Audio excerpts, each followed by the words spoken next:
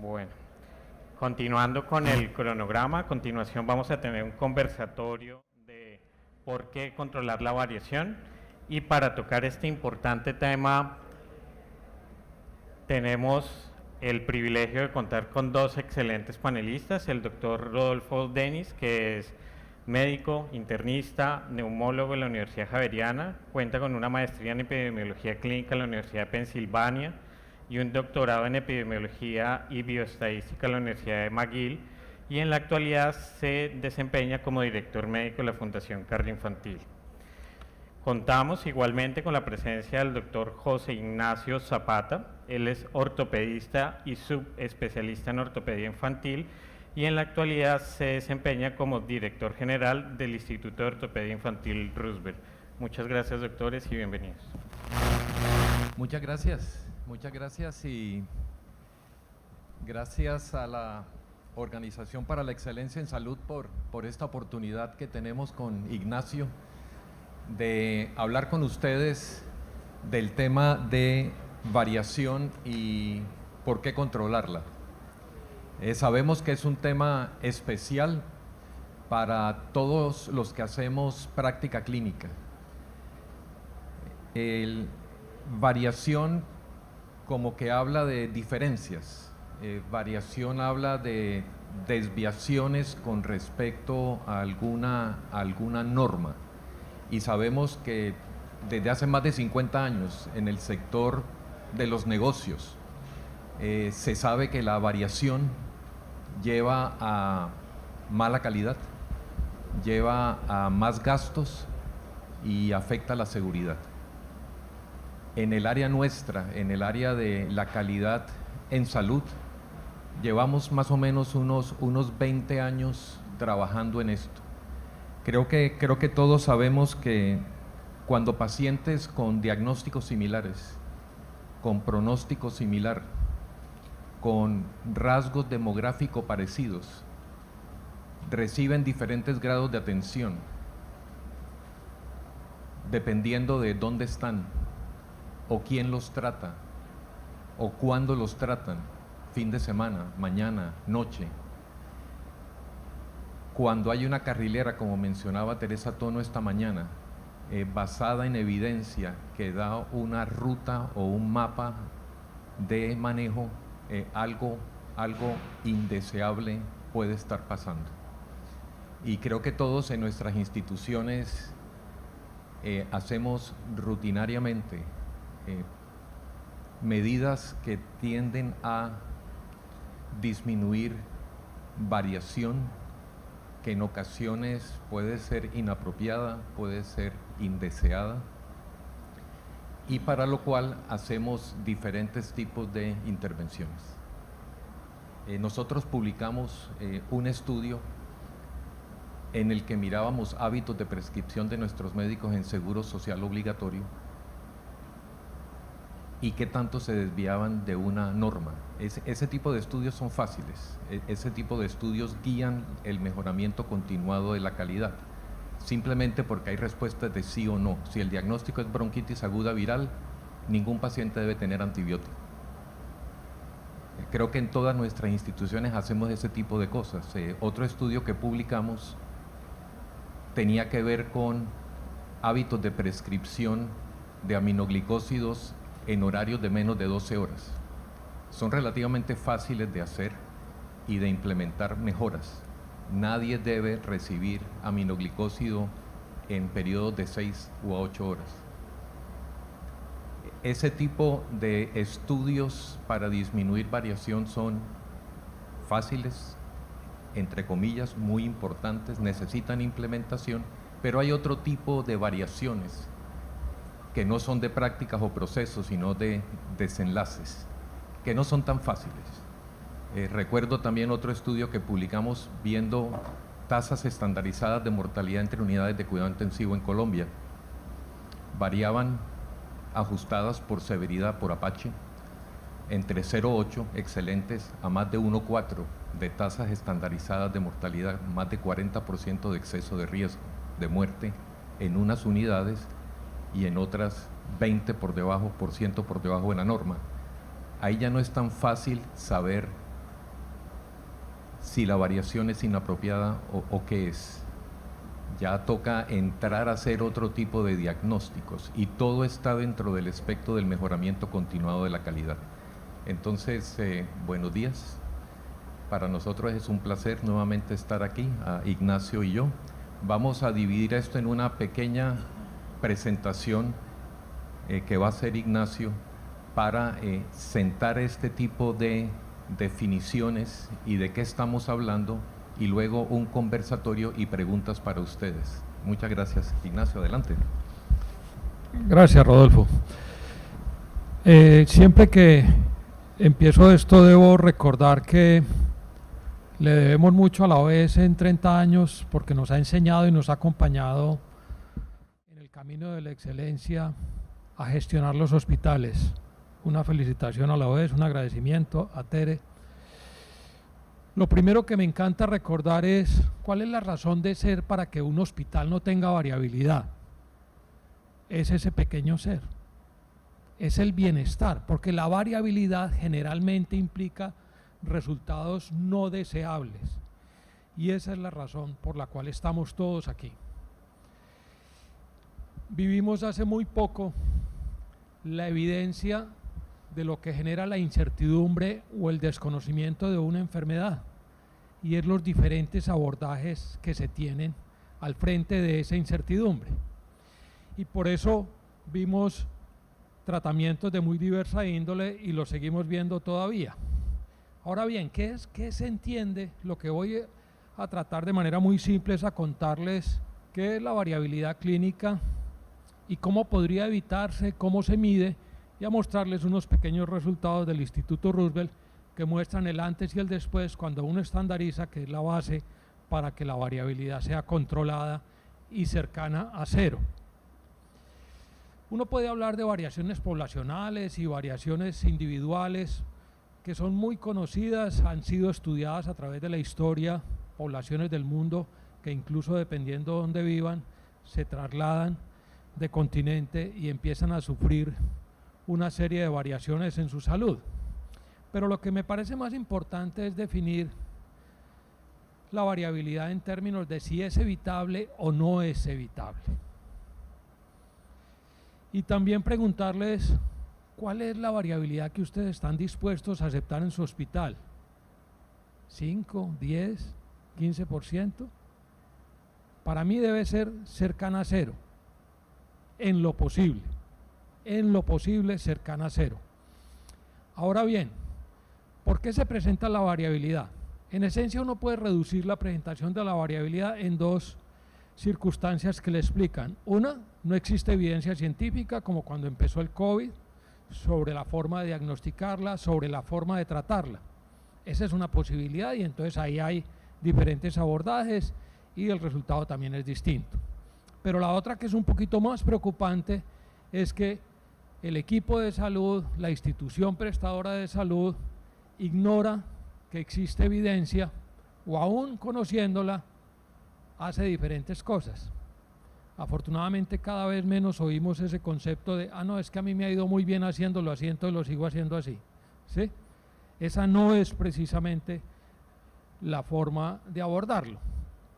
Y hay otro elemento interesante y es la brecha del conocimiento del paciente con relación a su entidad nosológica y a su nivel de ilustración. Está claro en la literatura que en la medida en que el paciente tiene más recursos y tiene más información, demanda más servicios, más pruebas diagnósticas, más intervenciones. Y como estamos en la medicina de la complacencia, entonces le pedimos los exámenes que él quiere, no los que él necesita. Y ahí es donde viene una variabilidad indeseable y evitable. Y también en la medida en que el médico tiene menos conocimiento y tiene menos experiencia, también demanda más pruebas diagnósticas y demanda más intervenciones. Hay un fenómeno interesante que contradice lo que acabo de decir, y es que se ha visto que los profesionales más jóvenes en la práctica hospitalaria tienen periodos de estancia de sus pacientes menores que los que tienen más experiencia, pero están presionados es por otras circunstancias. ¿Por qué se presenta esto? Puede ser, me devuelvo, por datos inexactos, por factores del paciente, por diferencias del prestador, entre prestadores también, y entonces uno tiene que estar midiendo permanentemente si el dato es exacto o es inexacto. Esta es una gráfica nuestra que desde el área de calidad y mejoramiento mide las inconsistencias en el dato primario en las historias clínicas mes a mes, y entonces cuando uno ve un mes como junio del 22 donde la inexactitud es del 4, ya uno se pone alerta, pero si no lo pone en evidencia, pues evidentemente no lo puede cambiar. Factores de riesgo del paciente. Cuando hablábamos de esto hace 30 años en el Roosevelt, nos decían es que todos los niños son distintos. Magistralmente, una artista argentina, Carla Mitriani, mostraba las diferencias de la simetría corporal en las enfermedades huérfanas, y entonces este es el caso de una fibrosis congénita del fémur. He visto 4 casos en 30 años, y entonces no falta el que dice hagámosle una cirugía para enderezar el hueso, y resulta que hay muy pocos casos, pero los pocos casos ya generaron evidencia suficiente para evitar variabilidad y controlar la variabilidad en el tratamiento. Con solo resecar la fibrosis, el fémur endereza en los siguientes años en la mayoría de los casos. Entonces, por eso podemos decir que para evitar la variabilidad nació la medicina basada en la evidencia, y la medicina basada en la evidencia nos llevó a estas dos cosas, a las vías clínicas en particular, pero ojo, estos 3 días, desde esta mañana estamos hablando medicina basada y centrada en el paciente. Son muy importantes las competencias técnicas, pero son determinantes las competencias blandas del equipo de salud, esa capacidad relacional, emocional, esa pasión con la que debemos trabajar que a veces se pierde, esa camaradería que hablaba Henry esta mañana. Esas competencias blandas también hacen parte del armamentario para disminuir la variabilidad, y una de las cosas que ha puesto más en evidencia que se logra llevar casi a cero la variabilidad es la generación de centros de cuidado clínico donde hay altos volúmenes de un diagnóstico específico, hay una cultura profesional proclive al mejoramiento constante, y eso hace que el centro de cuidado clínico sea un grupo de práctica con altos niveles, avanzado curva de aprendizaje, poca variabilidad, se logran mejores resultados, bajos índices de complicaciones, altas tasas de eficiencia y bajos costos. ¿Cómo? Simplemente estandarizando. Esa es la forma más efectiva, estandarizando los procesos, se garantiza mayor seguridad del paciente y mejores resultados clínicos, que es lo que estamos buscando. Adicionalmente, de manera directa, se generan menos costos, mejor calidad y mayor sostenibilidad. Miremoslo un poco. Voy a mostrarles simplemente el Centro de Cuidado Clínico de Columna en sus orígenes en el Instituto Roosevelt en el 2014. Miren ustedes cómo disminuye la hospitalización de 10 a 5 días en 3 años y de cuidado intensivo de 3.4 a 1.5 días. Eso es porque hay una uniformidad de criterio. Complicaciones a través de los últimos 8 años, temporales y definitivas. Fíjense ustedes que cuando uno ve un pico de estos, aquí ¿qué pasó? Estos son pacientes.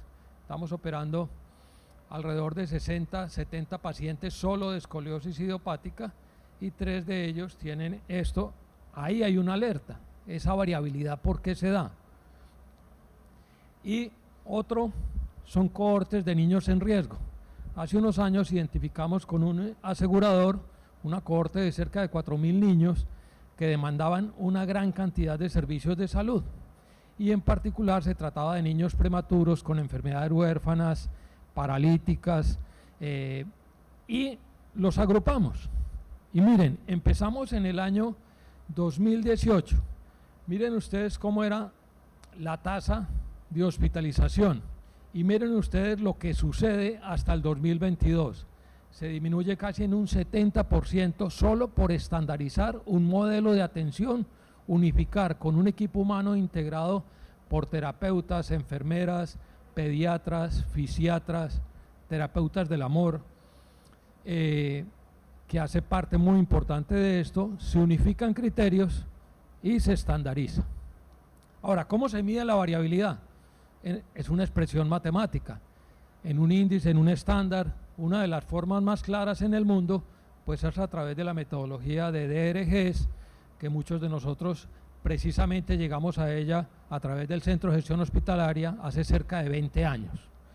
Y entonces uno va y mira y dice, ¿cuál es la variabilidad esperada en mis egresos hospitalarios?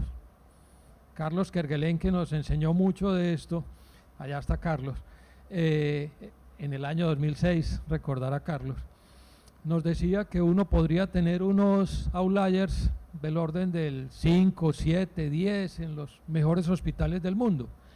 Cuando uno va y se compara con un aliado como esta EPS y dice el 98% de mis pacientes se comportan igual en consumo de recursos, eso es un indicador indirecto de estandarización de procesos.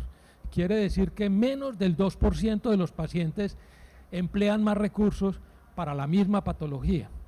Y eso es una variabilidad que yo espero que siga siendo tan pequeña como esa. Ahora bien, cuando yo lo comparo con otros pagadores que gestionan su población, entonces empiezo a darme cuenta de otras cosas. Yo tengo aquí un asegurador cuya variabilidad es del 5% en el egreso en los pacientes que yo le trato. ¿Seremos nosotros o será que la gestión de esa población es distinta cuando a mí me llega? Eso es lo que uno tiene que hacer para evitar la variación, ¿correcto? Entonces, ¿para qué identificamos la variabilidad clínica? Para ponerla en evidencia. Si no la buscamos, no la ponemos en evidencia, y si no la ponemos en evidencia, no somos capaces de estandarizar el proceso de atención y hacerlo constantemente de tal forma que esa retroalimentación y sus resultados nos permitan ser cada vez mejores. Mejoramos el conocimiento, como hospitales universitarios tenemos esa obligación, generamos incentivos y podemos hacer una referenciación más sólida con estos elementos. ¿Cómo evitar la variabilidad? Yo creo que en 2 palabras se resume: coherencia y consistencia. Esto es de todos los días, todo el día, para que se aprenda en todo el equipo de salud y en todo el hospital que no se debe esperar variación. ¿Y cómo evitarla? Estudiando, leyendo, únicamente leyendo. Es la forma más fácil de llegar a controlar la variabilidad. El único desenlace no evitable en un paciente es la muerte. Lo demás, en general, lo podemos controlar. Muchísimas gracias.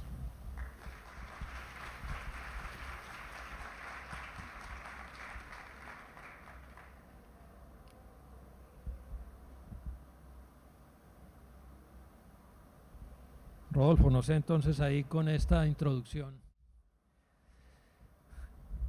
si vamos a hacer claridad sobre la variabilidad y los desenlaces.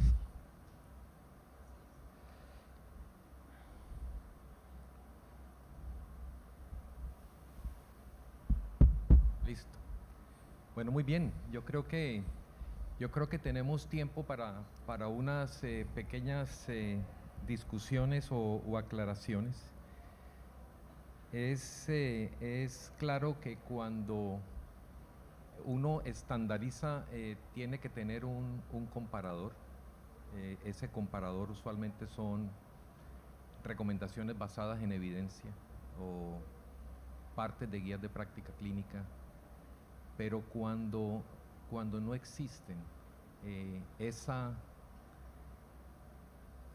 guías con recomendaciones de alta calidad, o cuando uno tiene la presunción que parte de esa variación se debe a preferencias de los pacientes que toca tenerlas en cuenta, a la larga estamos en una situación de cuidado centrado en el paciente. Me imagino que hay variación que responde a necesidades y a preferencias del paciente que toca tener en cuenta. En otras ocasiones, la variación del cuidado puede estar asociada con o es sensible al suministro. Simplemente no hay el ecoendoscopio gastrointestinal, simplemente no hay X o Y entonces esa variación pudiera llamarse indeseada, pero es que toca entender las necesidades del paciente o toca entender que no hay esta manera de hacerlo porque es sensible al suministro la variación que se está viendo. ¿Ustedes cómo aproximan esas dos otras fuentes de variación que pudieran ser la una preferencia del paciente claramente no inapropiada, la otra puede serlo, pero es que no hay más, y eso pasa en muchos de nuestros hospitales? ¿Cómo lo han manejado ustedes? Bueno, yo debo reconocer que el Instituto Roosevelt tiene una práctica que facilita la estandarización porque es una práctica muy específica sobre unas patologías muy puntuales, y lo que hemos decidido es primero saber renunciar. Saber renunciar significa que uno tiene que ser claro en decir: esta patología no la hago aquí porque no tengo el recurso humano, la experticia, el recurso técnico, el insumo, y si eso no se da, no hay posibilidad de ser tratado allí y no hay estandarización. Desde el punto de vista de las preferencias del paciente, hemos aprendido primero que el paciente más ilustrado contribuye más en su proceso de salud o enfermedad. Segundo, que el profesional de la salud es un facilitador del proceso de salud o enfermedad del paciente. El paciente, y en el caso de los niños su familia, son el gerente de su proceso de salud o enfermedad. No es el médico, no es la enfermera. Nosotros simplemente los acompañamos y les ayudamos a tomar decisiones. En ese orden de ideas recuerdo claramente, y se me viene a la memoria un hecho puntual, hay una preferencia religiosa que es muy evidente, que es la de los testigos de Jehová. Nosotros no operábamos hace muchos años cirugías complejas de columna en los testigos de Jehová porque no los podíamos transfundir y nos negábamos a aceptar eso, sin entender que el paciente estaba con esa preferencia. Tuvimos que aprender, no la mostré ahí en el Centro de Excelencia de Columna, el número de pacientes transfundidos ha bajado un 70% en los últimos 8 años, y adicionalmente pues entonces tienes que conseguir un salvador de células para que la preferencia del paciente prevalezca sobre el equipo de salud. Ese es el tipo de circunstancias que hay que estar analizando. Y ojo, un tema importante, se piensa cuando tratamos niños que quien decide es el adulto. La decisión del niño es determinante y el niño tiene que participar con algún grado de autonomía en el consentimiento informado del procedimiento que se le va a hacer, particularmente por encima de los 10, 12 años de edad, y por eso hay que explicarle claramente esa situación. En nuestro hospital había un ADN de mucho tiempo atrás.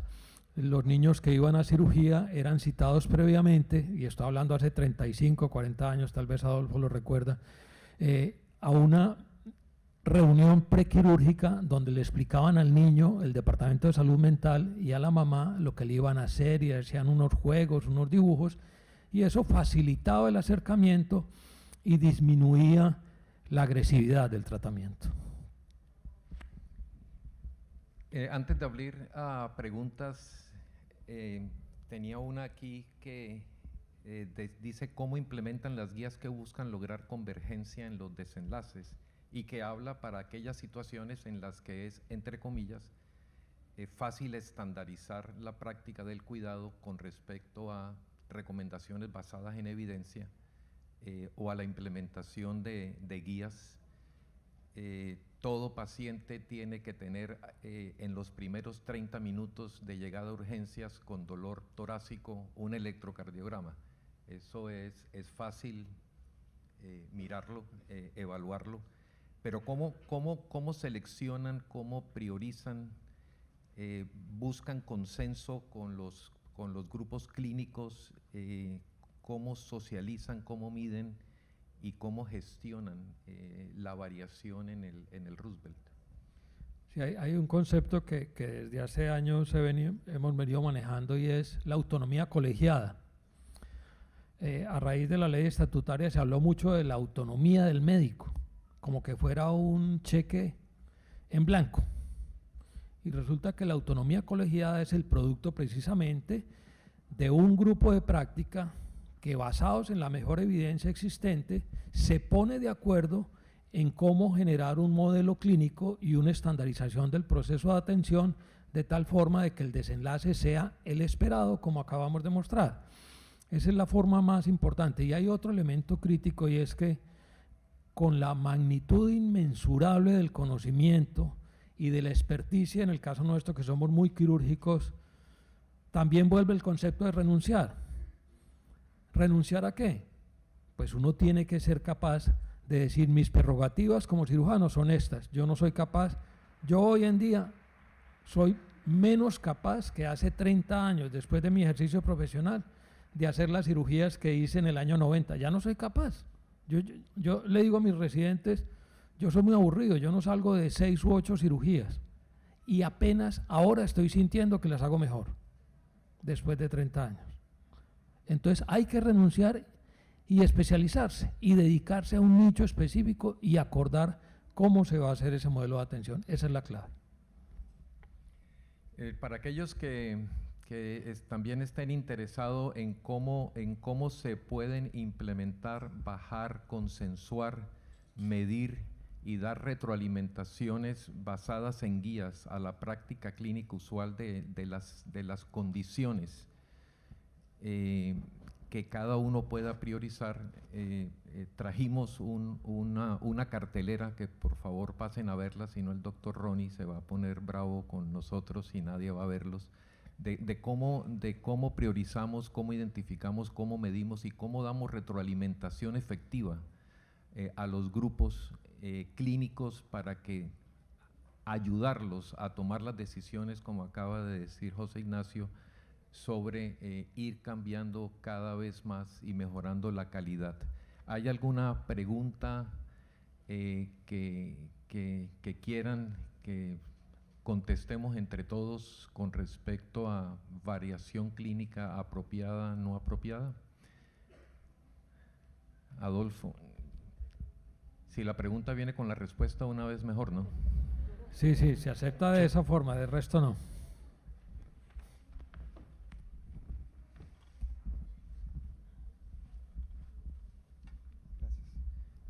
Muchas gracias a ambos por la conversación.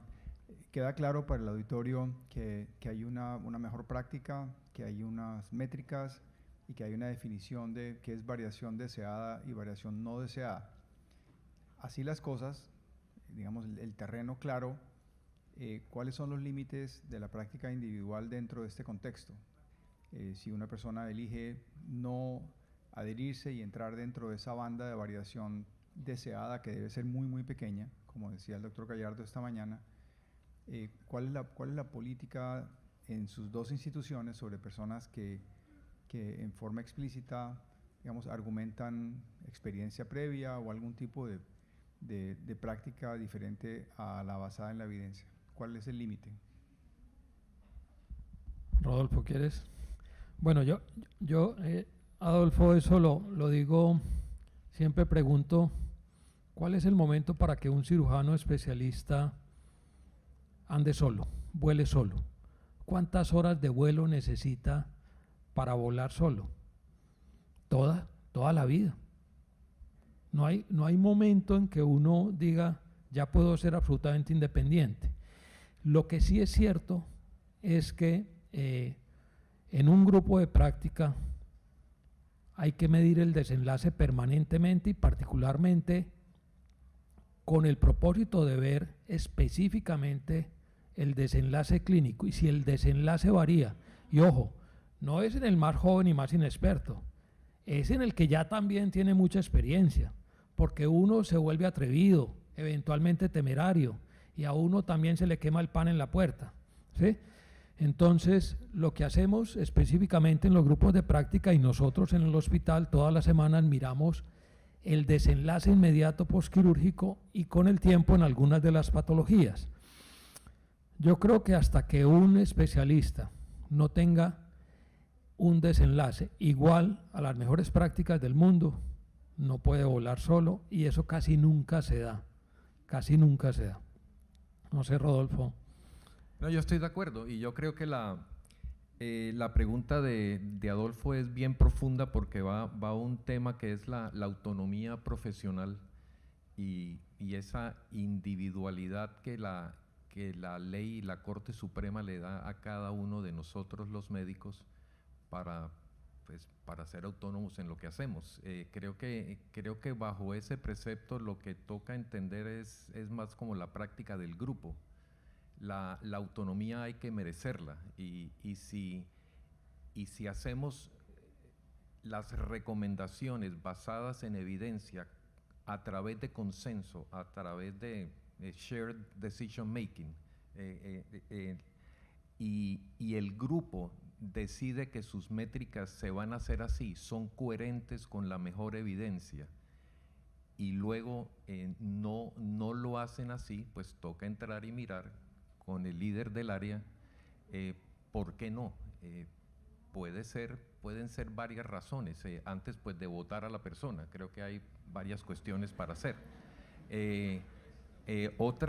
Una que nosotros hemos hecho es estandarizar, y si X especialidad dice que maneja mejor los antibióticos que los infectólogos, entonces pues hay maneras de trabajar en eso, como estos antibióticos no los prescribe sino el infectólogo y no tiene prerrogativas en el sistema. Aquí la informática y la tecnología es espectacular, no tiene prerrogativas para formular el último antibiótico, la cefalosporina de 5ª generación, eso usted no tiene derecho. Hay gente que se pone brava, hay gente que no lo entiende, pero después de un rato, y si uno ha basado las decisiones en consenso y son aceptadas por el grupo no puede hacer sino pues presionar a la persona para que converja. Es muy raro que eso no pase. No sé si hay alguna otra pregunta, observación. Ahí, Rodolfo, hay una cosa clave, y es que las decisiones colegiadas no tienen jerarquía. No es el director médico, no es el director general, no es el jefe del servicio, ni el que más años tiene. Las decisiones colegiadas se basan en la mejor evidencia. Así la traiga el último especialista que llegó al hospital. Tengo una pregunta, sea sincero, José Ignacio. Aquí dice, ¿permiten variación indeseada en sus instituciones? Pues uno siempre tiene que decir que no, pero desafortunadamente se presentan variaciones indeseadas, ¿sí? Y esas variaciones indeseadas generalmente están vinculadas con no observar la práctica diaria de algunos grupos de práctica y en algunas patologías, ¿sí? Uno a veces minimiza la trascendencia de un niño con una gastroenteritis. Entonces va y mira en esos 2% de outliers y se encuentra con 3 pediatras que en vez de dejarlos 3 días los dejan 7. Y uno dice, ¿y aquí qué pasó? ¿Sí? Y resulta que es el pediatra que viene por X razón, no viene todos los días, o que tiene en este momento una inclinación por un antibiótico de tal naturaleza. Y en ese orden de ideas se presenta esa variación no deseada, pero eso no debe presentarse. Sí, yo también estaría de acuerdo. Obviamente uno no puede medir todo, no le puede medir todo a todo el mundo. Me decían que necesitamos hoy en día grupos de 40 o 60 personas para manejar un proyecto y alcanzar un cambio.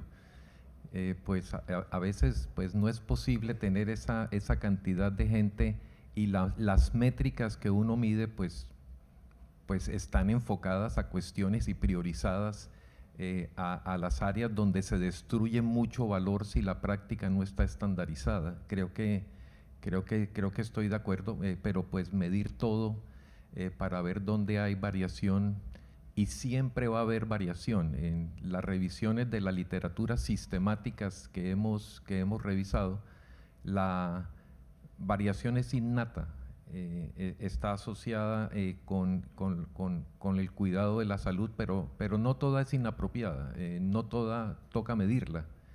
pero sí priorizarla, y la que se va a medir porque destruye valor, pues hacer el mejor trabajo posible. Creo que estamos pasados 10, 15 minutos. No sé si hay alguna otra pregunta en la que podamos colaborarles. Observaciones, críticas. Si no, José Ignacio. No, pues solo me resta decirles que anímense a estandarizar. Esta tarde vamos a tener, veo en el programa, una charla sobre eso. La estandarización es determinante. Produce resultados buenos por donde los mire, particularmente por el lado del paciente, pero también por costos, por eficiencia operacional, por tiempos de estancia, por donde quieran. Muchas gracias. Muchas gracias.